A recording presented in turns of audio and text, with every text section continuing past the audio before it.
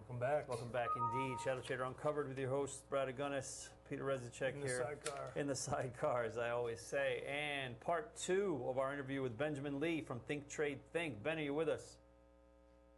Having me again, Peter. Yes. Good afternoon, Ben. Great afternoon. How are you, Ben? Fantastic. We're good, man. We're good. We're good. We're psyched for this part 2 of this interview. Yesterday we had a really good discussion, and we talked about taking emotion out of trading, being possible or not possible, and also about how people are willing to act, much more willing to act defensively than they are to act offensively, to create more, so to speak. And now we're going to move into some other things, specifically talking about the questions that we ask ourselves as traders. Linda, if you could, please, can we get slide number 3 up? Okay. So Ben, let me just read this to you, just the top part of it, and then obviously we want to get your whole take on it. Our mind is only as powerful as the questions we ask ourselves. Furthermore, the quality of your life is proportional to the quality of the questions that you ask yourself. Please expound on that. Sure. Actually, one of my mentors, Tony Robbins, actually, I quote him, and it's so true, because if you think about it, our minds are really like a supercomputer, right? It's just hardware, though. What you actually ask yourself, the way you talk to yourself, your inner dialogue, the way you speak to yourself, that's the software that you utilize, right? But unfortunately, we were never really given an instruction manual on how to use this supercomputer, right? So you learned it from your role models, from society, and again, I would say a large majority of people really don't know how to use, their own mind to its, fullest potential, right? So whenever you put, garbage in, you kind of get garbage out, and it's kind of like the whole question of, why, right? Why is kind of a very slippery slope, right? Because a lot of people can kind of get stuck, when they're thinking of why am I not good enough, or why am I, why can't I trade well, or instead of asking a question, how can I trade better, how can I become better, it initiates a different set of answers, because all your brain will do is provide you with answers to whatever questions you ask it. So if you ask why, it's going to give you, why am I, why can't I do this? Well, because, I'm too old, I'm too young, I didn't get a college education, so it'll just keep on firing off all those answers that bring you down further and further. But if you ask how, like, how can I become a better trader? Then, you'll say, well, I could start working on my psychology. I can, listen to ShadowTrader more often and try to learn some of his styles and techniques. So it's a much higher quality question. That's excellent. That's awesome good stuff. And obviously, if we go back to our slide, you kind of answer that. What are the better questions to ask, such as, what can I learn from this? What can I discern from the market to help me next time? And I agree with that. That's important. It's funny, like sometimes I think we, maybe because of how we're wired, we automatically go to that why first without even thinking about the how, which maybe would be a better thing. Yeah, and that why question really places you in a victim mentality, kind of like the why me. Right? So the worst thing about that is when you're in that victim mentality, when you ask that why, you don't have any control. You don't have control to change the situation. So when you actually just shift from that why to how, it actually allows you to take back control of your own destiny. I like that. That's cool. That's true, because if you think about it, right? If I ask why, the answer to that is always something that's outside of my control, right? Whereas if I ask how, it's more empowering, right? I'm kind of already looking towards what I'm going to do. If it's how, how can I learn from this? How can I do better next time, etc. And it could be just stating the obvious, like, why do I keep screwing this up, or why am I a bad trader? Well, because you're doing this wrong, you're doing this wrong, right? It just kind of like reaffirms the negative aspect, so to speak, is what I'm getting from it, Ben, and correct me if I'm wrong. But then the how is like, okay, well, now I know how, or at least now I have an idea of how to change it. Yeah, exactly. Yeah, because your mind will follow exactly where you ask it. What you ask it. So it'll kind of, if you lead it in the right direction, it'll follow it. Right. Okay. And that also leads me to my next point. I shared this with you when we were in Chicago, Peter, my 60 to strength. And, you know, the 60 to strength for me is the 60 minutes I use every single morning to bring the best version of myself forward, okay? And the very first portion of it is called emotional ignition. And what that is a series of very empowering questions. And, you know, I'll read them off to you. The first one is, what am I grateful for? The second one is, how can I maximize the most of my gifts today? The third one is, how is today going to be amazing?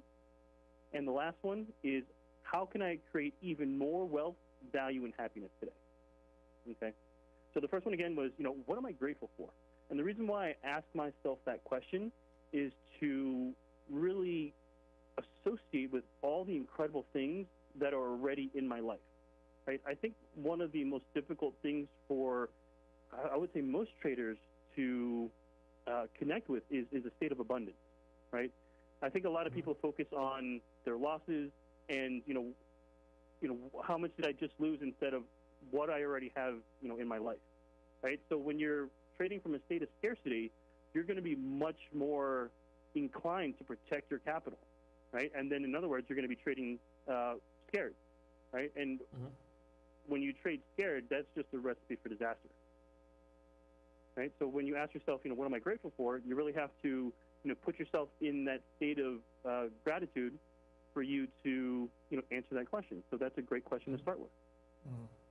Then the next question is, you know, how can I maximize the most of my gifts today, right? So it gets you to focus on everything that you already have, all the gifts you already have, and, you know, what you can do to, you know, really utilize all those gifts, you know, to, you know, bring to your trading that morning or evening.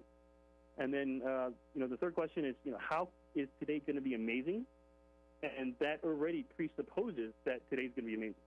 Right. You know, instead of going into the market saying, I oh, like you know, you know, I'm going to lose, or this is going to be, you know, a really bad day because, you know, I'm going to lose, right? It's a much different mindset. It's a slight shift, but the results that you get from it are significantly different.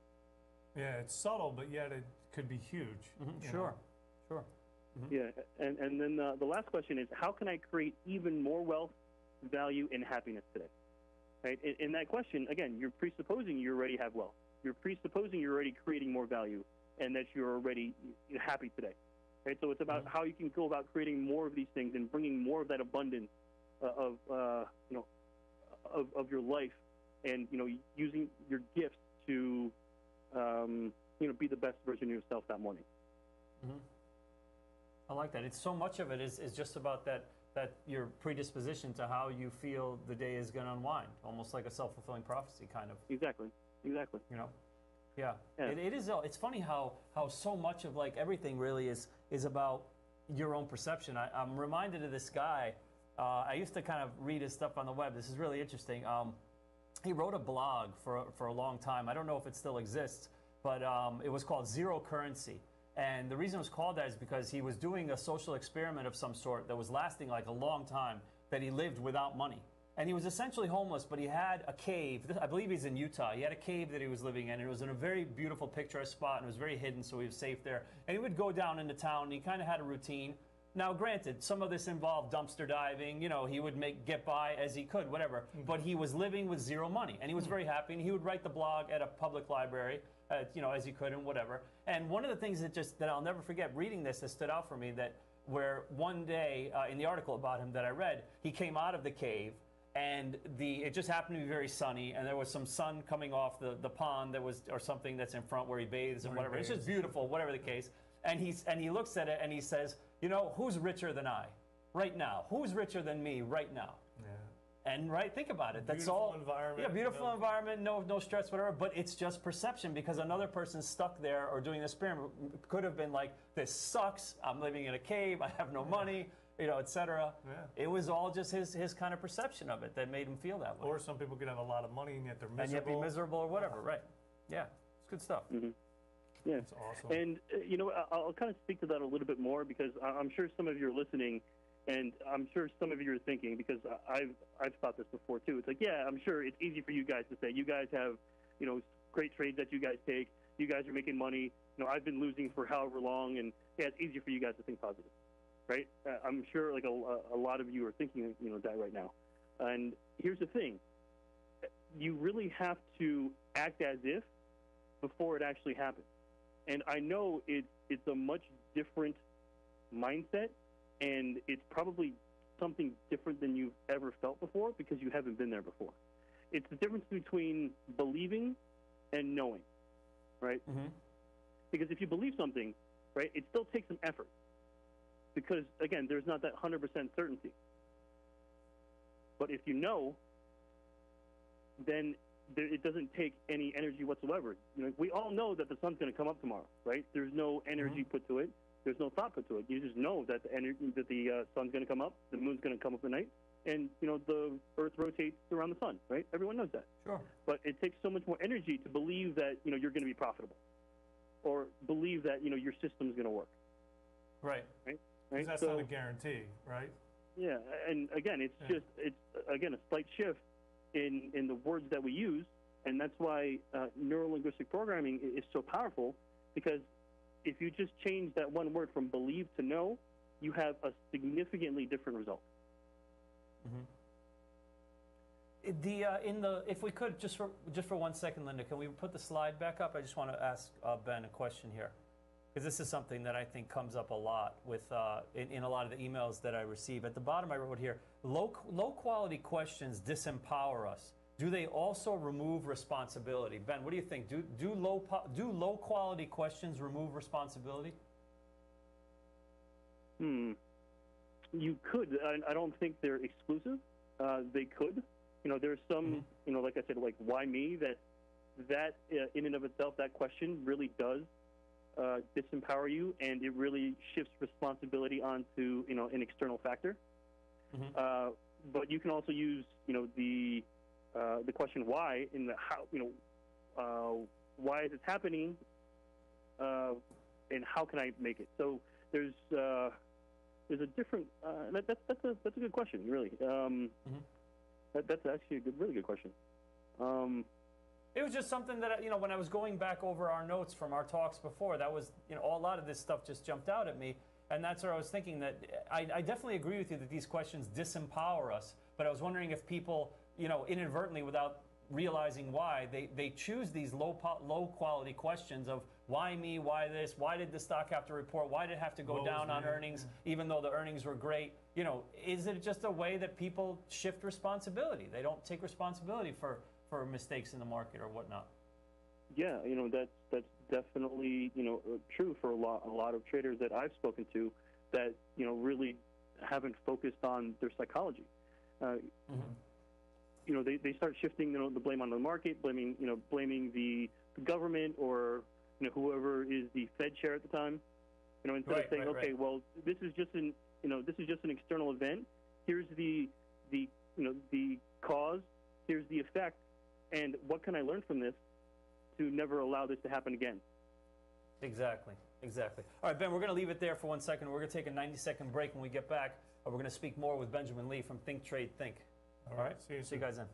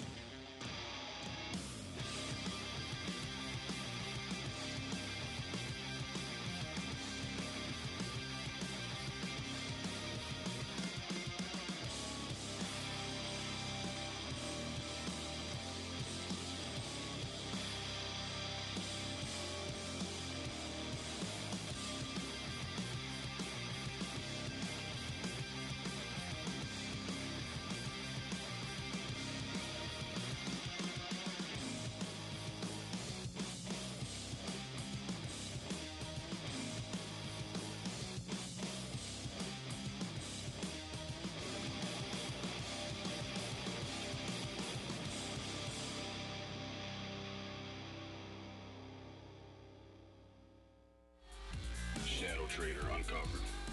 ShadowTrader Studios.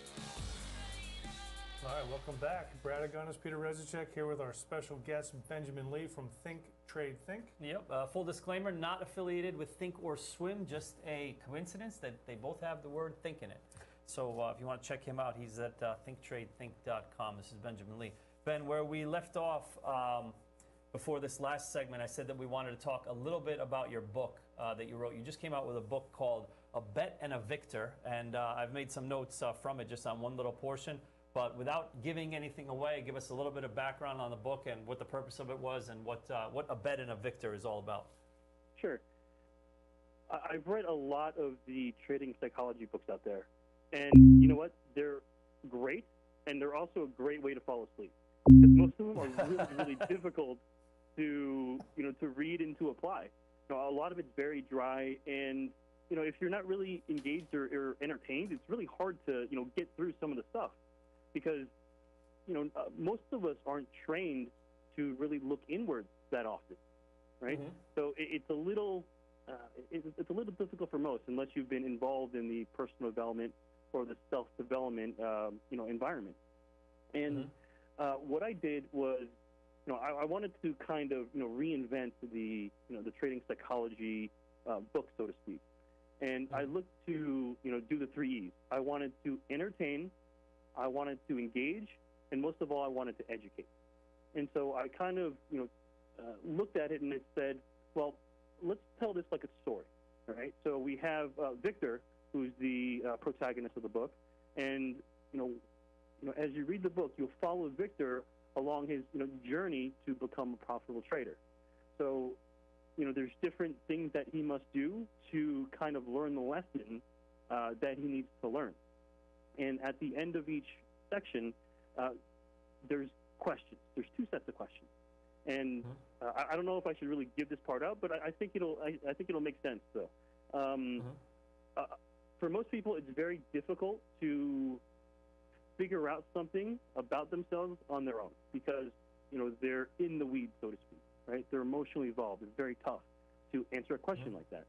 And what I've done, I've started one set of questions where I have them basically give advice or give recommendations to Victor, right? So they're completely disassociated with it, right? It's a third person. You say, it's much easier to give a friend advice than for you to follow your own advice, right? Sure. So, we have the reader answer the questions specifically to help Victor, and after they're done with those questions, then I have them reassociate to themselves and say, well, now that you suggested this to Victor, how could you apply it to your own situation? So it makes it a lot easier for you to really, get a truthful answer. Mm-hmm. That's good. That's good. One of the things that's in the book, and this is one of like so many, I'm definitely not giving away too much here, but if we could, let's take a look at the slide again, because there was one section where it was talking a lot about beliefs, and I thought that this would kind of tie in with our prior discussions, and also what we just finished discussing in terms of questions that traders should ask themselves, maybe that might be more valuable than the ones they're asking now. So I excerpted there from A through E. I said, what do I believe about the market? What do I believe about trading? What trading concepts do I believe work? Is this belief useful, or is there a more useful belief? Does this belief limit me?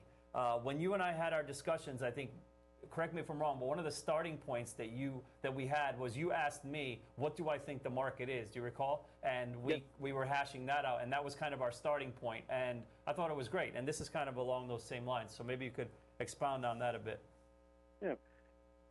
I think for most traders, they hear all the sensationalized news about the market, right? People losing money. So I think a lot of people kind of come in with the belief that the market is very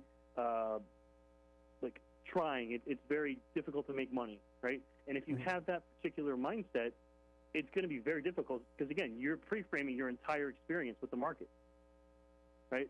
And I can say for me, and probably for you two, that you guys probably believe that it's easy to make money in the market, correct?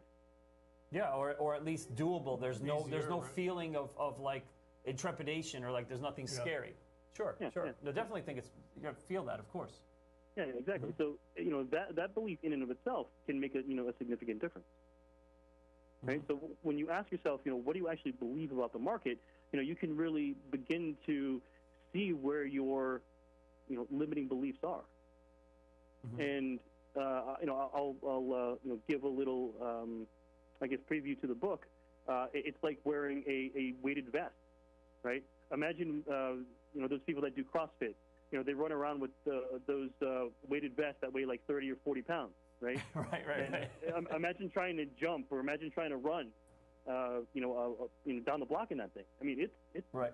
It's tough, right? And that's the same thing with our limiting beliefs, right? But the challenge is no one really knows what their limiting beliefs are, because it's not like we in normal conversation it comes up. It's like, hey, so what limiting beliefs do you have?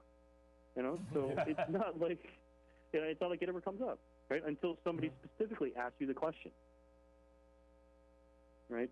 And to be able to identify those limiting beliefs and to eliminate them will make your life significantly easier, and especially your trading as well. No, I agree completely. These are all things that on the surface, most people, myself included, with a lot of this stuff, you just don't think about it. Your mind just naturally doesn't go in that direction. We have to kind of do a little bit of work to get ourselves to really think differently in ways that are be much more advantageous to us than the ways that we kind of default to all the time. Yeah.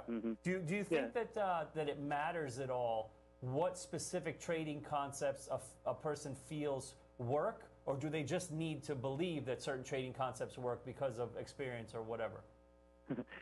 Now, going back to what I was talking about earlier, believe and know, right? You said, do they believe certain concepts work? They need to know that certain concepts work. Aha, okay, right. Good point. Yeah. Good point. And again, but just to be clear, the concepts themselves are interchangeable. Of course. Yeah. And again, how do you know your trading system works? Well, you need to do the back testing. You need to do simulated trading. You need to take the trades in a live situation. And the trading criteria that we developed together, I think your top 10 trades, right? That was specifically designed to make you know your trades. Yeah, that was the whole point. That's what I talked about that before you came on. I was saying that Ben, it was referencing you, that you gave me the idea to put the trades on, to put the futures trades into a concrete, specific, written down format, whereas before it was just completely in my head. Yeah, that was great stuff. All right, Ben, where everybody can find you at thinktradethink.com, correct? And I imagine your book is there as well, right? Yes, it is. Okay, very good. So that's where people know to find you. On Twitter, at ThinkTradeThink, correct? Yes, that is correct as well. Very good. Okay, so check out Benjamin Lee on Twitter and also at his site there. And Ben, I got to thank you, basically. I think this was a great 2 days. Thank you so much for joining us on our program. Hey, I really appreciate you having me. I hope your listeners got a lot of value out of our time together. And I look forward to do this again soon. Yeah, I hope we can. I think we can. I'd love to have you back, I think we can. I think it was great. All right, Benjamin, thank you so much. All right, have a great weekend, guys. Okay, Thanks. you too. Thanks, Take care. Ben. Bye-bye. All right, see you.